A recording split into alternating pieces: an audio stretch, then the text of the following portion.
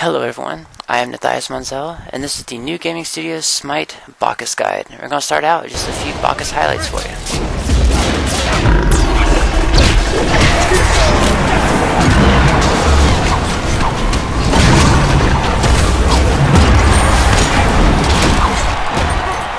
An enemy has been slain. Double kill. Nice job. An enemy has been slain. Triple time. An ally. An enemy has been slain. Nice job. Double kill. Triple kill. So, Bacchus is a tank. He is melee and magical power based. And we're going to go over his abilities real quick. His passive is Drunkometer. As Bacchus drinks from his jug, he becomes more intoxicated, gaining buffs when he gets tipsy and smashed. And you can see on the bottom left side, right above his portrait, there is a little meter there keeping track of that. At tipsy, you take 5% less damage and gain 5 physical power. And at smashed, you take 10% less damage and gain 15 physical power. His one ability is Chug. Bacchus takes a drink from his jug, giving him additional buffs. Bacchus celebrates when he kills an enemy god, giving him 10% on his meter. So this just increases your passive Drunkometer, as well as gives you some physical protection, or physical and magic protection, I believe. His 2 is Belly Flop. Bacchus jumps into the air and comes slamming to the ground belly first, knocking all enemies into the air and dealing damage. If he is tipsy or smashed, all enemies are also slowed after they land. His 3 is Belch of the Gods. Bacchus lets out an obnoxiously loud belch, doing damage every 0.5 seconds for 2 seconds. If he is tipsy or smashed, enemies are stunned for 1 second and their healing is debuffed. And his ultimate is Intoxicate. Bacchus smashes his jug of wine on the ground, intoxicating all nearby enemies and doing damage. If he is smashed, Bacchus also gains a physical power buff because of his anger over his lost wine. So there are 3 main builds that will apply to Bacchus. The one that we're using in this video is pretty much just a straight out tank. Very late game, like maybe last item, you might pick up a little bit of magic damage, but you do have very high base damage, and it's not really my goal with Bacchus to deal damage. So in this video you will see us just going pretty much full tank. The second build is kind of like a Hades-esque build, where you are still going tank, but you're picking up things like staff and voidstone and things like that. The things that give you both tankiness and magical power and magical penetration. And then you're relying on your abilities to do a lot of damage. And as you may have noticed when we were going through his abilities, he does have multiple physical power buffs. So there is a bruiser build with Bacchus, just relying on your auto attack damage along with your physical power buffs to do a lot of damage that way. And it is still very tanky. Like I said, it's still a bruiser build. But like I said, the one we're using is just a straight up tank one. They are all viable builds. They're all good builds. So definitely feel free to experiment and play around with it. They're just not really going to apply to this video. The way that we're building item-wise, ability-wise, is still pretty much the same thing. So the basic concept of Bacchus is to keep your meter at least tipsy, preferably smashed. Now Chug does use a good bit of mana, especially early on, so staying at smashed is going to be a little bit difficult. But you want to always be at least tipsy. While you are tipsy, the basic combo that you're looking to land is either a belly flop into Belch of the Gods, or a Belch of the Gods into belly flop. It really just depends on the individual situation and your positioning at that moment to decide which one you want to use first. They are more or less the exact same amount of CC. If you use Belch of the Gods into belly flop, you do get the slow afterwards, but it's a very marginal extra amount. So just use whichever order you feel most comfortable with at that time. It'll change back and forth throughout the entire game. In a team fight and post level 5, you want to be in the middle of the team, get your belly flop off as many people as possible, your Belch of the Gods as many people as possible, and then intoxicate as many people as possible. And when you intoxicate someone or become intoxicated, it becomes harder to control your character. So if I intoxicate, say, Anhur, you'll see him kind of like swerve back and forth as he's running. This is because he can no longer walk in a straight line. As he's moving, his character will kind of list to one side or the other. And also, this will make it obviously harder to aim skill shots, as well as for the carries to position themselves well.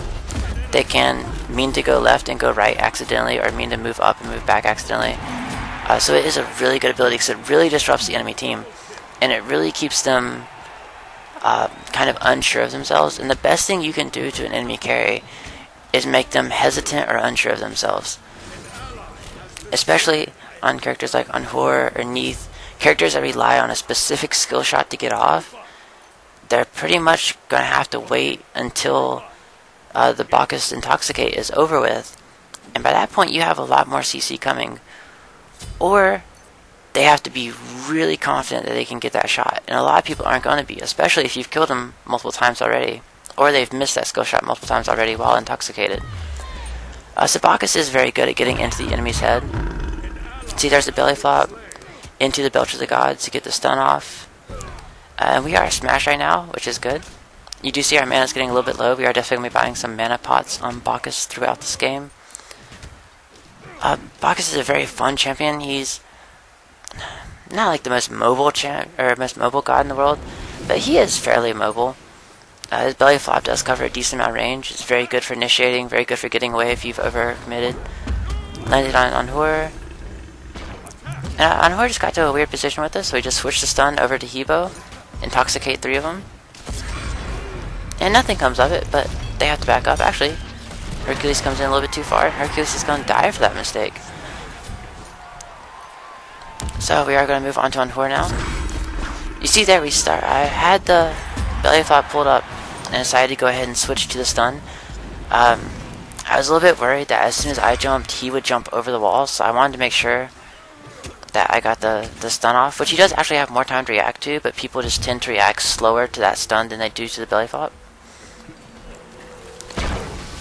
So I'm going to go ahead and back, get our mana and health back. Can't really buy any items right now, but that's okay. For the actives on Bacchus, I do like to go Sprint and Aegis Amulet. Sprint really just helps you position yourself better to get off really nice combos. And Aegis Amulet because you are going to be in the middle of their team. You are a tank. You do want to be taking the hits. So if you start to take too many hits, then you're going to need to pop the Aegis Amulet for just a second. Hopefully your belly flop can come off cooldown, your stun can come off cooldown. You can get another jug off and get the damage debuff, damage taken buff. So here Thor going in, getting the kill, pick up the assist for it. Anhur's gonna get away, that's okay. And I ain't gonna worry about Hebo either, he's gonna get out. Just push the minion wave in. If you so desired, Bacchus does have very amazing wave clearing potential. But most time, since he is a little bit mana intensive, I like to just save it for the team fight, because on Bacchus you're going to be very aggressive. If you enjoy playing tanks or bruisers, but you find yourself often overcommitting, Bacchus might be a good champion for you, because Bacchus's only goal in life is to get to their backline, to their carries, and then get a bunch of CC off on them. You can see actually pick up a kill there. Freya is actually hitting a little bit hard at this point, but that's alright, she can't kill us. You can see right now we are maintaining Smash. We're going to let it fall down Tipsy as we're running away. We don't have much mana left. But throughout most of that, we were Smash for the entire thing, so it's something you have to be mindful of, but it's really not that complicated. And you see for our items there, we started with the reinforced boots, moved into the thing that gives you a shield when you get low health. I apologize, I can't remember the name of it right now. And after that, we're going to move into the Gaia Stone, or the Stone of Gaia. And the reason we're going to go for that is because you are a little bit mana heavy, go ahead and get the mana regen, and it does have magic protection and health regen, which are all very nice stats. And their Freya is building kind of hybrid, and their Hebo is the only other one hitting very hard. On Horror's not really doing that much. And because of that, it just makes Stone Gaia fit just like that much more beautifully, which is giving us the defense we need, along with the other two stats that we wanted it for. And you can see here Freya is going to start hitting a little bit hard, but we can pop sprint, get creep block for just a second. As we're running, we just turn around, throw a stun out, just to make sure no one's behind us. Belly flop away. And our Arachne is being a little bit silly. I think she actually DCs for a little bit at one point. But it's not an issue at all. Gonna win this game rather decidedly with or without her.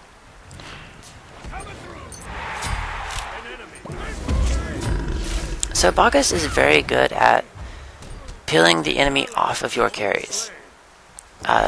Having something like a Loki on your team, or some kind of hyper carry who can really just run away when he gets kills. It's an amazing combination with Bacchus, because Bacchus will lock that person down and just let the Loki go completely crazy. You see, Loki's already 7-1, so he's miles and miles ahead of anything they have. Okay, get a belly flop in, get our stun off. Belly flop only hit Hebo, but the stun hit Hebo and Hercules, and he's forced to run in a not great pattern. It is worth noting that belly flop will go through walls and terrain. There are many times when you can take people by surprise by cutting them off, running the other way around one of those walls, and then belly flopping through it to get your combo off.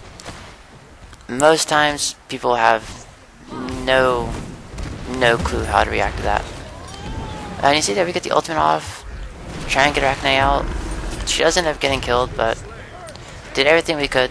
Got our combo off multiple times, got the ultimate off. And you see we got no mana. But, oh, just want to run back and forth. Fake this on Horror out. On Horror has no idea where we're going. Cut him off with the pillar. And there's pillars in the middle of the room. They are beautiful line of sight blockers. So whenever you're being chased, especially by a range carry, I have no idea why our team put a surrender here. That's absolutely insanity. But when you are being chased, especially by a ranged carry, it is very nice to cut one way, say you go left of the pillar, and then as soon as you're coming around it, turn back around to the right side of the pillar. And it's just a few more seconds, or a second and a half, whatever it takes, that you have to get away and regen a little bit of health, regen a little bit of mana, and maybe something comes off cooldown.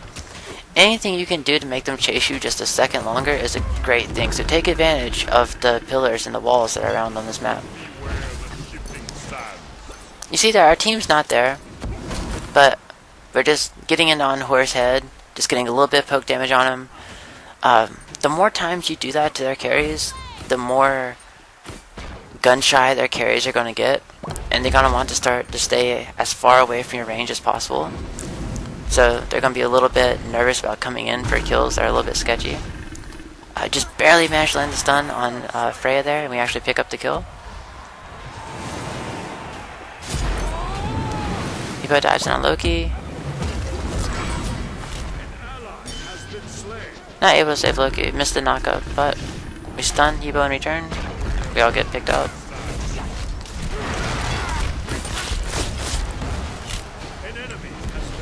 Did we actually save Arachne there? We did.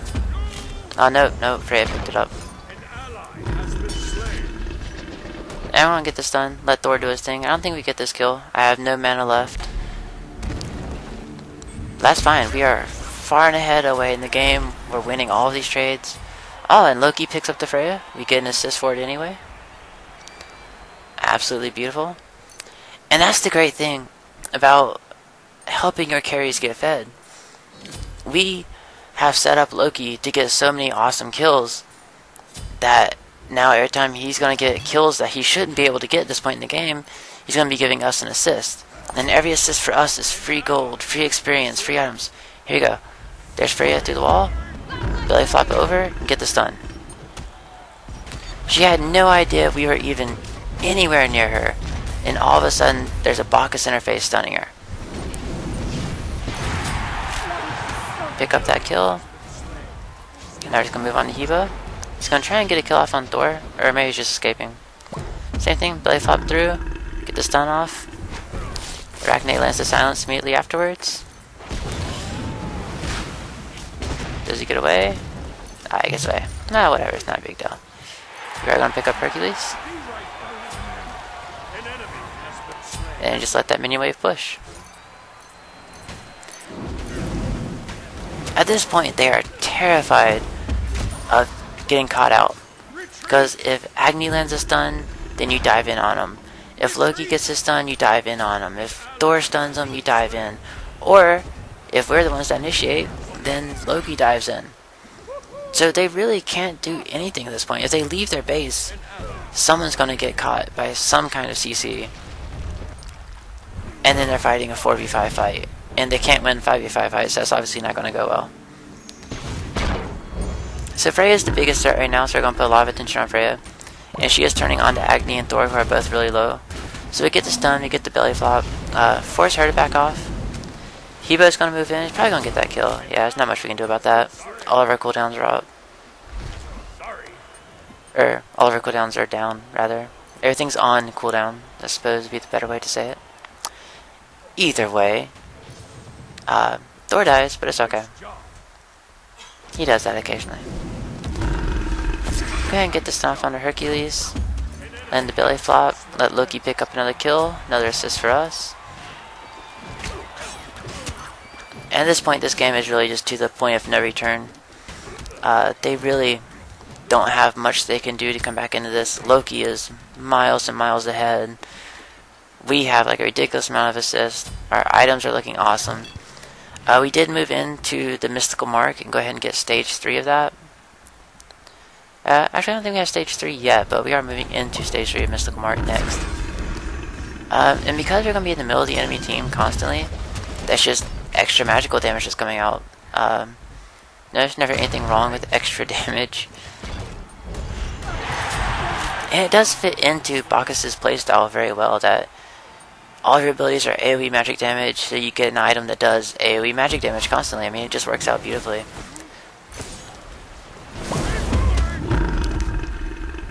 Belly flop into Belch the Gods. Aegon Horde jump away. But it doesn't even matter. Loki's there.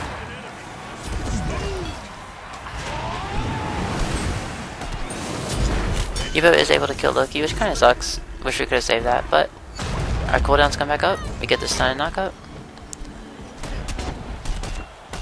And there's no one else to follow up on it, but he has to back out of the fight, which means Hercules is off on his own again. You see again, we are maintaining Smashed again right now.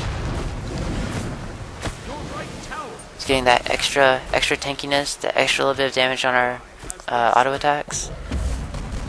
Go ahead and just belly flop out of that. I'm not sure how many are behind me. I know at least 2. I know Freya's probably still hitting decently hard. So we're just gonna not deal with that. Oh, we do have stage 3 of the mark. Okay, awesome. Because, like I said earlier, the Freya has built into a hybrid build. And even straight magic Freyas are still gonna be auto-attacking a good bit. We did pick up the High of the Nemean Lion. They also have the Onhor and the Hercules are going to be auto-attacking a good bit. So for those of you who don't know, the High of the Nemean Lion, whenever you are auto-attacked, it deals a percentage of the auto-attack damage back to the auto-attacker. So every time Onhor or Freya attacks us, they're damaging themselves. And you see there, we were only able to pick up 1 kill off of it. But we got most of their team below 50% health in no time. And they can't fight like that. Even if we only pick up 1 kill, it's a completely safe kill because they have no way of retaliating unless someone like completely overcommits and dives a turret or something silly. And you can see right now we are a 4v5. The Arachne has DC to this point. Pick up another kill for ourselves there. But it still just doesn't matter. Bacchus' ability to disrupt the enemy team is so strong that even only having the 4 people at this point, Loki hits too hard and I disrupt too much for them to be able to do anything. As soon as either of us is on someone, the other one's just going to pick up the kill. Well, Loki's going to pick up the kill no matter what, but the other one's going to do their job in assisting with the kill.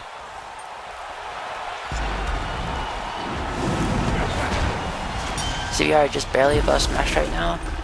Go ahead and get the stun. We missed the belly flop, not a big deal.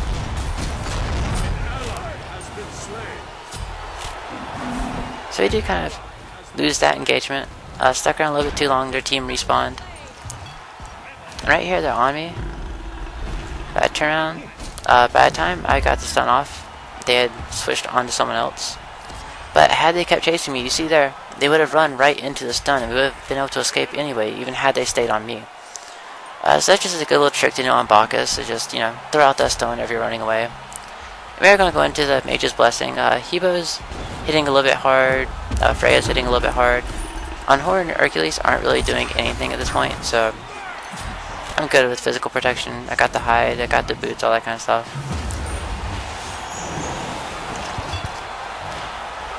And we are just going to push these minions in. I think we end the game with a kill, I'm not sure, but either way. It's 122-6, and this game's pretty safely secured. Get the stun, the belly flop off again. Hebo ults over us, but it really just does no damage whatsoever. Completely irrelevant.